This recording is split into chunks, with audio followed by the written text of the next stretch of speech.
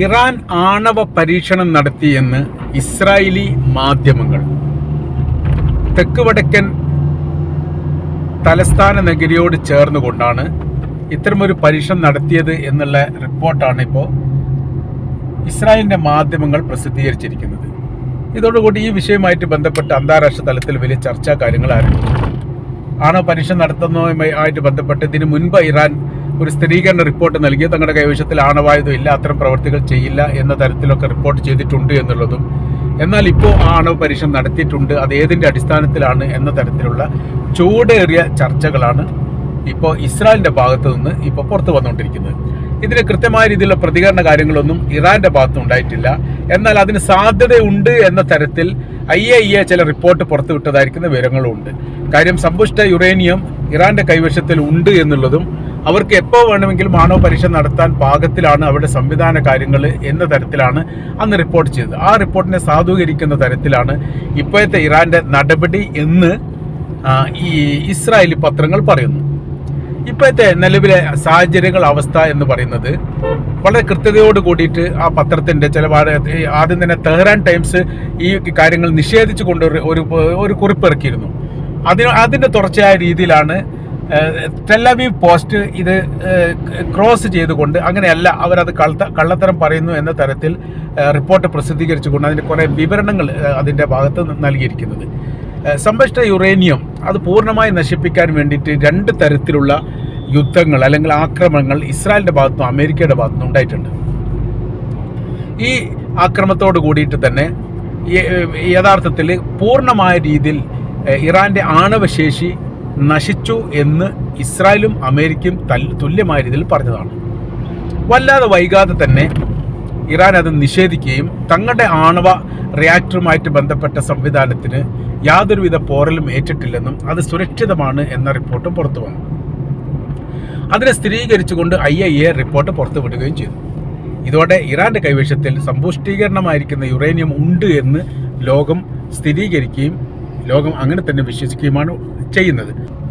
Iran അപകടകാരിയാണെന്നും ഇറാനെ നിയന്ത്രിച്ചില്ലെങ്കിൽ വലിയ ദുരന്തങ്ങൾ ഭാവിയിൽ ഇസ്രായേലും അമേരിക്കയും അനുഭവിക്കേണ്ടി വരുമെന്നാണ് ഇസ്രായേലിന്റെ പ്രതിരോധ മന്ത്രി ഇസ്രായേൽ കാറ്റ്സ് വിഷയവുമായിട്ട് ബന്ധപ്പെട്ട് പ്രതികരിച്ചത്. വളരെ ശ്രദ്ധയോടുകൂടി കൈകാര്യം ചെയ്തിട്ടില്ലെങ്കിൽ ഒരു അപകട രീതി മണക്കുന്നുണ്ട് എന്നുള്ളതും ആയതിനാൽ തന്നെ ഇറാന്റെ സൈനികപരമായിരിക്കുന്ന ബലവും ശക്തിയും ക്ഷയിപ്പിക്കുക എന്നുള്ളത് ഇസ്രായേലിന്റെ മാത്രം ആവശ്യമല്ല, ലോകത്തിൻ്റെയും അനിവാര്യമാണ് എന്നുള്ള രീതിയിൽ ഒരു വൈകാരികമായ രീതിയിൽ അദ്ദേഹം പ്രതികരിക്കുകയും ചെയ്തു. സാഹചര്യങ്ങൾ ഇപ്പോൾ ഇങ്ങനെയൊക്കെ ആണെങ്കിലും അമേരിക്ക മനസ്സിലാക്കുന്ന കാര്യം ഇസ്രായേലുമായിട്ട് ബന്ധപ്പെട്ട ഇറാന്റെ വിഷയങ്ങൾ മാത്രമല്ല, മിഡിൽ ഈസ്റ്റുമായി ഇറാൻ ഇപ്പോൾ വലിയ സൗഹൃദം, വലിയ ബന്ധവുമാണ്. ഇത് അപകടം ചെയ്യുന്നതാണ്. സമ്പന്ന രാജ്യവും സൈനിക രാജ്യവും ഒരിക്കലും ഒന്നിക്കാൻ പാടില്ല എന്നുള്ളതാണ് അമേരിക്കയുടെ നിലപാട്. അങ്ങനെ വരുന്ന സമയത്ത് ദൂരവ്യാപകമായിരിക്കുന്ന പ്രത്യാഘാതങ്ങൾ മറ്റു ലോക രാജ്യങ്ങൾക്ക് ഇതിനാലെ ഉണ്ടാകും എന്ന് അവർ കണക്കുകൂട്ടുന്നു. അത് യഥാർത്ഥത്തിൽ ശരിയാവുന്ന രീതിയിലാണ് ഇപ്പം നടക്കുന്ന സംഭവങ്ങൾ എന്നുള്ളതാണ് ഇസ്രായേലിനെ തന്നെ ഞെട്ടിപ്പിച്ചിരിക്കുന്ന കാര്യം. ഒരുപാട് വർഷങ്ങളോളം അല്ലെ പതിറ്റാണ്ടുകളോളം ബദ്ധവൈരികളായിട്ടാണ് ഇറാനും അറബ് രാജ്യങ്ങളും ഉണ്ടായിരുന്നത്. ഇന്ന് വലിയ സൗഹൃദ രാജ്യമായിട്ട് അത് മാറിയിരിക്കുന്നു. അത് അപകടം ചെയ്യുന്നു. മാത്രമല്ല ഇപ്പോഴത്തെ നിലവിലെ സാഹചര്യങ്ങൾ നോക്കുന്ന സമയത്ത് റഷ്യയുടെയും ചൈനയുടെയും വലിയ രീതിയിലുള്ള സഹായങ്ങൾ മുൻപ് ഉള്ളതിനേക്കാളേറെ ഇറാനിപ്പോൾ വന്നുകൊണ്ടിരിക്കുകയാണ്. ഇത് അപകടകരമായിരിക്കുന്ന ഒരു രീതിയാണ്. അങ്ങനെ ഒരു സംഭവം ഉണ്ടാവാൻ പാടില്ലാത്തതാണ്. അതുണ്ടാകുന്നത് വലിയ പ്രയാസങ്ങളും വലിയ ബുദ്ധിമുട്ടും ഉണ്ടാകും എന്ന കാര്യത്തിൽ യാതൊരു സംശയവുമില്ല. ഇസ്രായേലിനെ സംബന്ധിച്ചിടത്തോളം ഈ അമേരിക്ക നേരിട്ട് കൊണ്ട് ഇസ്രായേലിനെ പോലെ ഇടപെടൽ നടത്തുന്നില്ല ഇറാനെതിരെ എന്നുള്ളൊരു പരാതിയുണ്ട്. അത് അമേരിക്കയെ സംബന്ധിച്ചിടത്തോളം അമേരിക്കക്കുള്ള ഏറ്റവും വലിയ വിഷയം വലിയ ഇടപെടലുകൾ മിഡിൽ ഈസ്റ്റിലെ രാജ്യങ്ങളിലോ അറബ് മുസ്ലിം രാജ്യങ്ങളിലോ ഒക്കെ നടത്തുന്ന സമയത്ത് അമേരിക്ക ആ രാജ്യങ്ങൾ അറബ് രാജ്യങ്ങൾ ഒന്നടങ്കം തന്നെ അമേരിക്കയുമായിട്ട് അകന്നു പോകുന്നു. ഇത് മിഡിൽ ഈസ്റ്റിൽ അമേരിക്കക്ക് വലിയ രീതിയിലുള്ള പ്രയാസമുണ്ടാക്കുന്ന കാര്യമാണ്. മാത്രമല്ല ഇത്തരമൊരു സംഭവങ്ങൾ ഉണ്ടാകുന്ന സമയത്ത് ഈ മേഖലയിൽ റഷ്യയും ചൈനയും ആധിപത്യം നേടും എന്ന് അമേരിക്ക സംശയിക്കുന്നു. അത് ഏറെക്കുറെ ഉറപ്പായിക്കൊണ്ടിരിക്കുകയാണ് എന്നുള്ള ഒരു യാഥാർത്ഥ്യമാണ്. സാഹചര്യങ്ങൾ ഒരിക്കലും അനുകൂലമായ രീതിയിലല്ല ഭവിക്കുന്നത് എന്ന അഭിപ്രായം യഥാർത്ഥത്തിൽ ഇസ്രായേലിനുമുണ്ട്, അതോടൊപ്പം തന്നെ അമേരിക്കക്കുമുണ്ട്. അതിനെ അതിജീവിക്കാനുള്ള വഴികളും മാർഗ്ഗങ്ങളും തേടുകയാണ് തങ്ങൾ എന്ന് പല ഘട്ടങ്ങളിലായിട്ട് അമേരിക്ക പറഞ്ഞിട്ടുണ്ട്. അതൊന്നും യഥാർത്ഥത്തിൽ ഇതൊന്നും യാഥാർത്ഥ്യമാകുന്ന രീതിയിലേക്കല്ല. ഇറാൻ്റെ കൈവശത്തിലുള്ള അതിശക്തമായിരിക്കുന്ന ആയുധങ്ങൾ, അതിൻ്റെ കലവറകൾ, അതിൻ്റെ സംവിധാനങ്ങൾ, ഇതെല്ലാം വലിയ ഭയപ്പാട് യഥാർത്ഥത്തിൽ ഉണ്ടാക്കുന്ന കാര്യമാണ്. അതിനെ ഏത് തരത്തിൽ കൈകാര്യം ചെയ്യണം എന്ന വിഷയമാണ് ഇപ്പോൾ യഥാർത്ഥത്തിൽ അമേരിക്കയും ഇസ്രായേലും സംയുക്തമായ രീതിയിൽ തന്നെ കൊണ്ടു നടക്കുന്നത്. അവർ പറയുന്ന കാര്യം എങ്ങനെ തന്നെയാണ്, എത്രത്തോളം സൈനികപരമായിരിക്കുന്ന ബലവും ശക്തിയും ഇറാൻ ഉണ്ടാവുമോ അത്രത്തോളം നമ്മൾ അവരെ ഭയപ്പെടേണ്ടതുണ്ട്. കാര്യമെന്ന് പറയുന്നത് അവരുടെ കൈവശത്തിലുള്ള പ്രഹരശേഷി ഉപയോഗിക്കാൻ മാത്രം ധൈര്യമുള്ളവരും അതിൻ്റെ സംവിധാനമുള്ളവരുമാണ്. മാത്രമല്ല അവരുടെ പിന്നാമ്പുറം റഷ്യയും ചൈനയും ഒക്കെ ശക്തമായ രീതിയിൽ ഇടപെടൽ നടത്തുകയും ചെയ്യുന്നുണ്ട്. ഇതെല്ലാം ഭാവിയിൽ ഇസ്രായേലിനെ സംബന്ധിച്ചിടത്തോളം പ്രയാസം ഉണ്ടാക്കുന്ന കാര്യമാണ്. ഹൈപ്പർസോണിക് മിസൈലിൻ്റെ കലവറ തന്നെ യഥാർത്ഥത്തിൽ ഇറാൻ്റെ കൈവശത്തിലുണ്ട് എന്ന് മാത്രമല്ല, അവരിപ്പോൾ മറ്റ് ലോക രാജ്യങ്ങൾക്ക് വിൽപ്പന നടത്താനും തുടങ്ങിയിട്ടുണ്ട്. നിർമ്മിതിയും വിൽപ്പനയും അവരുടെ ഭാഗത്തു നിന്നുണ്ടാവുന്നു എന്ന് പറഞ്ഞാൽ അത് അപകടം നിറഞ്ഞിരിക്കുന്ന ഒരു സ്ഥിതിയാണ് എന്ന് ഇസ്രായേൽ കണക്ക് കൂട്ടുന്നു എന്ന് ചുരുക്കം. ഇതിനെ എല്ലാം കൂടി അതിജീവിക്കുക എന്നുള്ളത് പ്രയാസകരമായിരിക്കുന്ന കാര്യമാണ്. 2 വർഷമായി ഗസയുമായിട്ട് യുദ്ധം ചെയ്യുന്നു. 4 വർഷത്തോളമായി 3 വർഷമായി ഇറാനെ തുരുത്താൻ വേണ്ടി ഉക്രൈനെ സഹായിച്ചുകൊണ്ട് അമേരിക്ക യുദ്ധം ചെയ്യുന്നു. ഇതിൻ്റെ 2 രാജ്യത്തിൻ്റെ പിന്നാമ്പുറം ഇറാൻ്റെ വലിയ രീതിയിലുള്ള സൈനിക ഇടപെടലുകളുണ്ട്.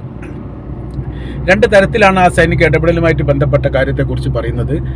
അതിലൊന്ന്, നിർമ്മിത വസ്തുക്കൾ ഇറാന് മറ്റ് ലോക രാജ്യങ്ങൾക്ക് വിൽപ്പന നടത്തുന്നു. ലോകത്തെ ഏറ്റവും ശക്തമായിരിക്കുന്ന മിസൈലുള്ള രാജ്യങ്ങളിലൊന്ന് നിലവിലെ സാഹചര്യത്തിൽ ഇറാനാണ്. ഹൈപ്പർസോണിക് മിസൈൽ എന്ന് പറയുന്നത് നിലവിലുള്ള അമേരിക്കയുടെയും ഇസ്രായേലിൻ്റെയും എല്ലാവിധ പ്രതിരോധ സംവിധാനം തകർക്കാൻ മാത്രം പാകത്തിലുള്ളതും ശക്തിയുള്ളതുമാണ്. അത് ഏത് തരത്തിൽ അത് നോക്കുന്ന സമയത്തിലും അല്ലെങ്കിൽ പരീക്ഷിക്കുന്ന സമയത്തും യഥാർത്ഥത്തിൽ അതിനെ പ്രതിരോധിക്കാൻ വേണ്ടി, പ്രത്യേകിച്ച് ഹൈപ്പർസോണിക് മിസൈലിൽ നിന്ന് പ്രതിരോധിക്കാൻ വേണ്ടി സാധിക്കുന്നില്ല ഇസ്രായേലിന്. അതുകൊണ്ടാണ് ഇസ്രായേൽ വലിയ രീതിയിലുള്ള പരാജയം ഏറ്റുവാങ്ങേണ്ടി വന്നത് ഇറാനോട് എന്നുള്ള ഒരു കാര്യവും അതിനോടനുബന്ധിച്ച് തന്നെ പുറത്തു വന്നതാണ്. അപ്പോൾ നിലവിലെ സാഹചര്യങ്ങളും അവസ്ഥകളും ഇങ്ങനെയാണെങ്കിലും സാമ്പത്തികപരമായിട്ടുള്ള സഹായങ്ങൾ അറബ് രാജ്യങ്ങൾ ഇപ്പോൾ അവർക്ക് ചെയ്തു കൊടുക്കുന്നുണ്ട് എന്നുള്ളത് അവരേറെക്കുറെ പ്രയാസത്തിലാക്കിയിരിക്കുന്ന കാര്യമാണ്. അറബ് രാജ്യത്തിലുള്ള യോജിപ്പും ഐക്യവും മുറിവേറ്റിരിക്കുന്നു എന്ന തരത്തിലാണ് ചില ഈ പടിഞ്ഞാറൻ മീഡിയകൾ ഇസ്രായേലിനെ ഉദ്ധരിച്ചുകൊണ്ട് റിപ്പോർട്ട് ചെയ്യുന്നത്. അവരുടെ ഇപ്പോഴത്തെ ഏറ്റവും വലിയ പ്രയാസം എന്ന് പറയുന്നത് ഇറാൻ അറബ് രാജ്യങ്ങൾ തമ്മിലുള്ള ബന്ധങ്ങളാണ്. ഈ ബന്ധങ്ങൾ ദൃഢമായിക്കൊണ്ടിരിക്കുകയാണ് ഓരോ ദിവസം കഴിയുന്തോറും. അതിൻ്റെ കാര്യം കൂടി അതിൻ്റെ കൂടെ പറയുന്നുണ്ട്. ഇറാൻ്റെ സൈനികപരമായിരിക്കുന്ന ബലവും ശക്തിയും ക്ഷയിക്കുന്ന ഒരു കാലം വന്നാൽ, അല്ലെങ്കിൽ ക്ഷയിക്കപ്പെട്ട് കഴിഞ്ഞാൽ പിന്നീട് മിഡിൽ ഈസ്റ്റ് സർവാധിപത്യത്തോട് കൂടിയിട്ട് അമേരിക്ക വായുന്ന കാലമാണ് വരാൻ പോകുക. മുസ്ലിം രാജ്യങ്ങളിൽ അമേരിക്കയോട് നേർക്കുനേർ ഏറ്റുമുട്ടാൻ ധൈര്യം കാണിക്കുന്ന ഒരു രാജ്യവും നിലവിലില്ല. അത് ഇറാൻ മാത്രമേ ഉള്ളൂ. അതാണ് ഏറ്റവും കൂടുതൽ ഭയപ്പാടുണ്ടാക്കുന്നത്. മുൻപ് ഇറാഖ് ഉണ്ടായിരുന്നു. ഇറാഖ് സദ്ദാം ഹുസൈൻ്റെ കാലം കഴിഞ്ഞതോടുകൂടി അതിനെ ശക്തി ക്ഷയിച്ചു പോയി. ഇപ്പോൾ ഏറെക്കുറെ അമേരിക്കയോട് അനുകൂലമായിരിക്കുന്ന ഒരു ഭരണ സംവിധാനമാണ് അവിടെ നിലനിൽക്കുന്നത്. ലിബിയ ഉണ്ടായിരുന്നു കേണൽ ഗദ്ദാഫി. അദ്ദേഹം വെടിയേറ്റ് മരിച്ചതോടുകൂടി ആ സൈനികപരമായിരിക്കുന്ന ബലവും ശക്തിയും ക്ഷയിച്ചു. പിന്നെ ശേഷിക്കുന്ന കുറച്ചെങ്കിലും ഒരു സുഡാനായിരുന്നു. സുഡാൻ്റെയും സ്ഥിതി ഏറെക്കുറെ അങ്ങനെയൊക്കെ തന്നെയാണ്. സുഡാൻ 2 ഭാഗമായിട്ട് പിരിഞ്ഞതിന് ശേഷം തന്നെ അവിടെ ഉണ്ടായിരുന്ന മുഹമ്മദ് ബഷീറിനെ സംബന്ധിച്ചിടത്തോളം അയാൾക്ക് ഇത്തരം വിഷയത്തിലൊന്നും ഇടപെടാൻ സാധിക്കാത്ത വിധം പുറത്ത് പോകേണ്ടി വന്നു. ജയിലിലാണ് എന്ന റിപ്പോർട്ട് കാണാൻ വേണ്ടി സാധിക്കുന്നുണ്ട്. അപ്പോൾ ഇങ്ങനെ എതിർക്കപ്പെടുന്ന രാജ്യങ്ങളെ ഘട്ടം ഘട്ടമായ രീതിയിൽ ഇല്ലാതാക്കാൻ വേണ്ടി യഥാർത്ഥത്തിൽ അമേരിക്കയ്ക്ക് സാധിച്ചിട്ടുണ്ട്. പക്ഷേ ഇറാൻ അതിലൊക്കെ അതിജീവിച്ച് നിന്നു എന്നുള്ളതാണ്.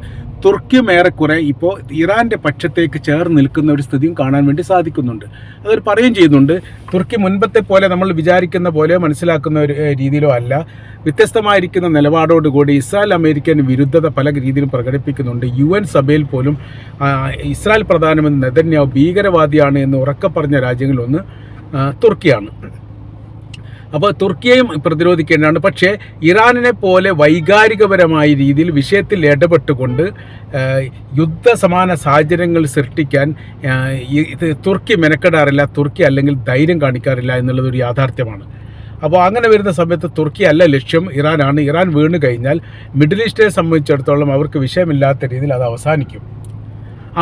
ആ ഒരു സാഹചര്യങ്ങൾ നിലനിർത്തണം എന്നുള്ളത്, ആ ഒരു സാഹചര്യം നിലനിർത്താൻ വേണ്ടിയിട്ട് യഥാർത്ഥത്തിൽ ഇല്ലാതാക്കേണ്ടത് ഇറാനെയാണ്. ഇറാൻ്റെ ഈ സൈനികപരമായിരിക്കുന്ന ബലവും ശക്തിയും ഇല്ലാതാകുന്നതോടുകൂടി യഥാർത്ഥത്തിൽ ഈ മേഖല കീഴടക്കാൻ വേണ്ടി സാധിക്കും. അപ്പം പറഞ്ഞു വരുന്ന വിഷയം, ഇറാൻ്റെ ആണവായുധ പരീക്ഷണം ഏറെക്കുറെ ഇസ്രായേൽ സമ്മതിച്ചിരിക്കുകയാണ്, അങ്ങനെ നടന്നിട്ടുണ്ട് എന്ന തരത്തിൽ തന്നെയാണ് റിപ്പോർട്ട് പുറത്തു വരുന്നത്. ഇനി ഭാവിയിൽ അതിനെക്കുറിച്ചുള്ള കൂടുതൽ ഡീറ്റെയിൽസുകൾ അല്ലെങ്കിൽ കൂടുതൽ വിവരങ്ങൾ IAEA പോലെയുള്ള സംവിധാനങ്ങൾ, അന്താരാഷ്ട്ര സംവിധാനങ്ങൾ പുറത്തിറക്കിയെങ്കിൽ മാത്രമേ നടക്കൂ എന്നുകൂടിയാണ് ഈ വിഷയവുമായിട്ട് ബന്ധപ്പെട്ട് മനസ്സിലാക്കാൻ വേണ്ടിയിട്ട് സാധിക്കുന്നത്.